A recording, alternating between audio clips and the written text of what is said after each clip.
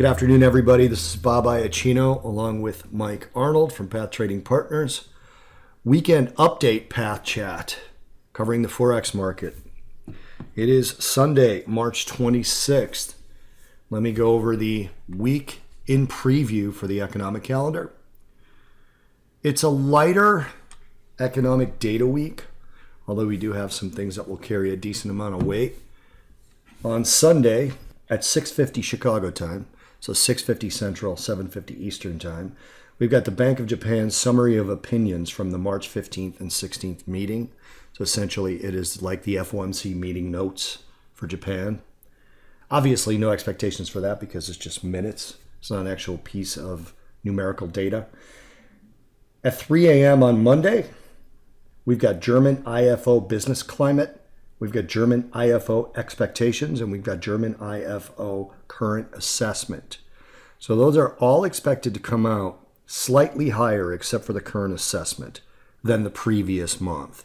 These are March figures. Business climate, 111.1 is the expectation. Last is 111. Expectations, 104.3 is the forecast. Last is 104. Then the current assessment is supposed to come out ever so slightly lower. 118.3 is the forecast versus 118.4 last. That's it for Monday. On Tuesday, 7:30 Central Time, 8:30 Eastern Time, we've got the U.S. advanced goods trade balance. The trade balance is actually supposed to drop to 66.6 billion, negative 66. So, in other words, a trade deficit from 69.2 billion last. We've also got wholesale inventories, which are expected to rise by 0.2. Those are a part of GDP. So if they rise, they can actually bump up GDP. The U.S. home price index year over year is expected to be unchanged to 5.9, and the composite 20 is supposed to be unchanged to 5.6. And we've got U.S. consumer confidence. That's at 9 a.m. Central, 10 a.m. Eastern Time. It's supposed to come out slightly lower. It was 114.8 last time. The forecast is now 113.7. That one could actually surprise. We've got a couple of speeches by the Bank of Canada Governor Stephen Poloz. He's got a speech in Oshawa, and then he's got a press conference shortly after that. That's at 9:10 and 10:10 Central Time, 10:10 and 11:10 Eastern Time. At 11:50 Chicago time, 12:50 Eastern Time, Janet Yellen is speaking. And then we've got, in the evening, 6:50 Central Time, Japanese retail sales year over year and the large retailer sales, which is separated out. Year over year retail sales, it's estimated to come out at plus 0.7, and the large retailers down 1.8. On Wednesday, which essentially would be 12:01 a.m. Wednesday, we've got Japan's Small Business Confidence Index. There's no consensus forecast for that, but the last was 47.7. We've got the Swiss Consumption Indicator, again, no estimate for that, and the Swiss ZEW Survey of Expectations, no estimate for that. The last was 1.43 on the Consumption Indicator, and 19.4 on the ZEW Survey, which is a business survey. We have Great Britain's net consumer credit, net lending, net mortgage approvals. These are not likely to move the market that much, so I'm not actually going to spend too much time on these. And then we've got the same thing in the U.S. at 6 a.m. Chicago time, 7 a.m. Eastern time. We've got MBA mortgage applications. That's expected to come out unchanged at down 2.7. Then at 9 Central, 10 Eastern, we've got pending home sales year over year. There's no consensus estimate on that number. It's really kind of a low to medium level housing number. We've got the Department of Energy's crude inventory. That's typical, 9:30 Central, 10:30 Eastern. Then we've got Japan's foreign buying of bonds and stocks, two separate numbers. Those are to come out at 6:50 Central Time, 7:50 Eastern Time. The stock buying is actually expected to drop, while the bond buying is expected to stay steady. Australia, 7 Central Time, 8 Eastern. We've got the new home sales month over month index supposed to be unchanged.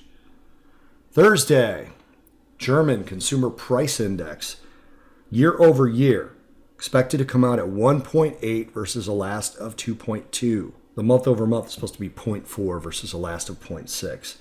That's going to come out at 7 a.m. Chicago time, All right, 8 Eastern. 7:30, we've got the U.S. gross domestic product. U.S. gross domestic product coming out. Annualized, supposed to be up 2% from a previous of 1.9. This is still the fourth quarter of last year, by the way. Personal consumption supposed to be slightly up as well. And then core personal consumption expenditures supposed to come out at 1.2. Jobless claims, that comes out every week, expected 245K. And continuing claims expected to be 2,033,000. That's all at 7:30 Central, 8:30 Eastern Time. In addition to that, in Canada, we've got the Canada Industrial Product Price month over month, which is expected to be down slightly. It's expected to come in at 0.3 versus 0.4% last. Then at 6:01 Central, 7:01 Eastern, we've got the UK's GfK Consumer Confidence Survey expected to come out at -7 from a previous of -6. And we've got the Japanese jobless rate, 6:30 Central, 7:30 Eastern. This is PM, obviously. Jobless rate supposed to be at 3%. Household spending year over year down 1.7%. And then the National Consumer Price Index for Japan, same time. This is a year over year number, is expected to come out at 0.3% versus 0.4 last. We've got an X fresh food as well. Japan does a consumer price X fresh food, but it's really the headline number that matters more. The X fresh food is supposed to come out at 0.2%. Moving down the line, we've got Chinese manufacturing PMI. Now that's supposed to come out at 10 p.m. Central, 11 Eastern Time. And they're non-manufacturing PMI. There's no estimate for the non-manufacturing because China is a manufacturing country, almost exclusively. They have very little service industry that they export. But their manufacturing PMI for March is expected to come out at 51.7 versus 51.6. For me, other than the Yellen speech, this is probably one of the key numbers of the entire week. It may be the most important number of the week. And then finally on Friday, 12:01 a.m. Friday morning, Japanese housing starts year over year, expected to be down 1.2%. It was up 12.8% last. This is an awfully big drop. We've got the German unemployment change and the German unemployment rate. That will be at 2:55 a.m. Central Time, 3:55 a.m. Eastern Time. The unemployment is supposed to go down by 10,000 jobs, and the unemployment rate is supposed to be unchanged at 5.9%. On the unemployment change, last was down 14,000 jobs. It's supposed to be down 10,000 jobs this time. A couple hours earlier than that, 1 a.m. Chicago time, 2 a.m. Eastern Time, German retail sales year over year are supposed to come out at 0.4. Again, very large previous number, 2.3 was the last increase. And this one for February is supposed to come out at 0.4. Going down the list, we've got a final of UK gross domestic product, quarter over quarter and year over year. That's at 3:30 a.m. Central, 4:30 a.m. Eastern. The year over year is expected unchanged at 2%, and the quarter over quarter is expected unchanged at 0.7. This is a fourth quarter final number. Then at 4 a.m. Central Time, 5 a.m. Eastern, Eurozone Consumer Price Index estimate for March year over year, and a core estimate for March year over year. Now remember, some of the central bankers in Europe were saying that their inflation was transitory, that it wouldn't last too long. Well, this is expected to come out at 1.8 on the headline number versus 2% last, and 0.8 on the core number versus 0.9 last. So that's at 4 a.m. Central Time. That's going to be big as well. 7:30 Central Time, 8:30 Eastern. Canada's gross domestic product year over year and month over month. Again, year over year is supposed to drop. This is a January estimate, by the way. So this is current data. It's supposed to be 1.8, and the month over month is supposed to be 0.3. And then we've got, that's 7:30 Central Time, 8:30 Eastern. And then at that same time, we've got U.S. personal income, U.S. personal spending, real personal spending, personal consumption expenditures, deflator, which is an inflation number, and the personal consumption expenditure core. Those are year over year. So starting from the top, U.S. personal income expected to be unchanged at 0.4.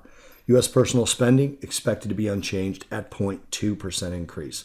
Real personal spending is supposed to be 0.2%, according to the forecast, versus down 0.3% last. Remember, these are February numbers. Personal consumption expenditure deflator, this again is an inflation number similar to CPI, supposed to come out at up 2.1% versus 1.9% last. And the core is expected to be at 1.7% higher versus 1.7% last. And then the usual Baker Hughes rig counts will round out the week. That's it for the calendar. Mike, I'm going to turn it over to you. It is all yours. All right. Great, Bob. Thank you very much. Euro US dollar. Slightly zoomed out so we can keep the bigger perspective in mind. If we move higher, we are looking for a retest, if we get above Friday's highs, a retest of the 108.24 to 29 area, which would take us into these key highs. We have a key trend line defining point and a prior major swing high. Above there, next key levels, we'll get 108.54. Then we have a prior breakdown zone and again projection area coming right in at 108.65 to 70, right in here. So watch for those higher. If we do get above these highs, we could be making a ABC correction, which then potentially could take us all the way up to around the 109.82 if it reaches its full ABC correction levels. We got support in at the 8 EMA on Friday, so we do have a rising rotation zone. If we are selling off Sunday or Monday, watch for potential support around 107.71. Then the lows on Friday, 107.62. And then if we get through there, 107.45, where we have a GAN cluster and a rising trend line. On an even bigger pullback, the next key levels are right around 107.33, followed by 107.01. Pound. Nice pullback on Friday. Redrawn trend lines, found support at the rising trend line. If we do break below this rising trend line, next key area lower is not till 124.25, where we have a rising 8 and a GAN level. So that's what we'll be watching for. If we turn higher and get through Friday's highs, watch for us to target the defining point right around 125.31. And above there, then we have the end of a clear path move and a GAN level 125.56. Then above that, on a stronger rally, 125.98, so essentially a 126 level. Yen, no redraw of our upward sloping trend line yet. Bounced off this very key level, 110.64, which we've talked about multiple times. It was the end of a clear path move. We rallied back up slightly through the minor GAN retracement level at 111.23. The next major levels higher, 111.65 area, followed by 111.84. Then we have the declining 8 coming into play at 112.01. If we were to break all of that, then the next major level is not till 112.45. If we continue lower on Sunday night, Monday, watch for a retest of these two very key lows at the 110.64. Then if those are broken, next level down is not till 109.37. There may be some other, depending on price action on Monday, there may be some other short-term GAN projections that we can do for shorter-term targets, but nothing we can do yet. U.S. dollar Swissy found support from this redrawn trend line, which happened on Thursday night. That was targeted on Friday at the GAN level 98.91 and the redrawn trend line slightly below there. Rallied up to the declining 8 and the 99.54 GAN level, and then fell back down to close right at the end of a clear path move of 99.13. So if we continue lower, watch for a retest of the 98.91 followed by the 98.81 levels. If we get through there, 98.47 is the next key level. On a rally, retest of this critical area of Friday's highs and the declining 8 and GAN level all coming in right around 99.54 and slightly higher. at 99.59. Getting through that, we'd return to 99.71 as a target, and then 99.90 as the next key level higher. Aussie US dollar closed below this rising trend line on Thursday, rallied to the looping over 21. Rotation zones getting flat and starting to curve over, providing resistance. Found support right around the 76.02 GAN level. If we rally up on Monday, above Friday's high, watching for around the 76.53 level and a retest of this trend line. And then if we were to get back above the trend line to the 76.74 level. If we move lower again, next, and we get below Friday's lows, watch for a retest of significant level 75.93, followed by 75.88.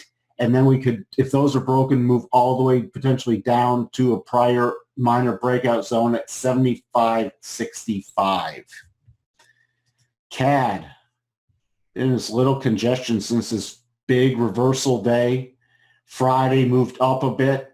Rotation zone starting to curve up. If we continue up Sunday and Monday, 133.93 and declining trend line are your next key levels higher. Declining trend line is going to come in about 134 at this point. If we get through that, we could rally all the way to the 134.41 level and then a prior breakdown zone at 134.49. If we turn back down and get through Friday's lows, key support 133.22. Then we have a rising trend line and a significant level at 132.97.